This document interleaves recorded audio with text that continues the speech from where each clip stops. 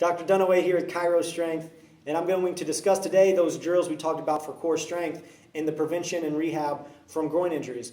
And the very important thing we're going to talk about first is the development of the obliques and the control of the obliques. So the first exercise we're going to do is more of an isometric, and I usually start with this to get really good at resisting rotation before we start creating rotation, because resisting rotation has to precede that. It's called a pull-off press, and it's very simple. Essentially, we keep the elbows in, shoulders down, nice, tall, stable core, and we're going to push out with resistance. So this resistance is going to be pulling us this way, and if we can resist this motion, we're really going to be engaging a lot of the good core muscles that we're shooting for. So from the side, it's going to look like this, just nice and tall. We're going to have either a cable system or a band pulling us in a certain direction, and as we keep our shoulders nice and tall and down, push out, hold, take a few breaths, come back in, and that's one rep, and I usually do that for a time instead of a rep scheme. So I usually do that for a minute, minute and a half, making sure I keep good solid form. So now we go from the pull-off press, and once we get good at that and strong at that, we're going to go to some chops and lifts. So once we can resist rotation, we want to be able to control rotation. So again, with the pulley system or bands, whatever we want to do, this can be done in a bunch of different ways.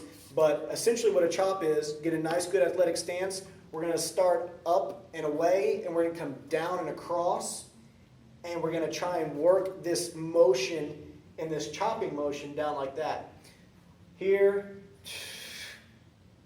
just like that. And as we do this for reps, or again, I typically do for time, we really want to be able to keep the shoulders locked in and not pulling like this. I don't want to pull the arms. For this purpose, I want to really isolate those torso rotators. So I'm going to lock the shoulders in and really keep the arms locked out as I come down for the chop. And the lift is the exact same. You're just going to go from low to high.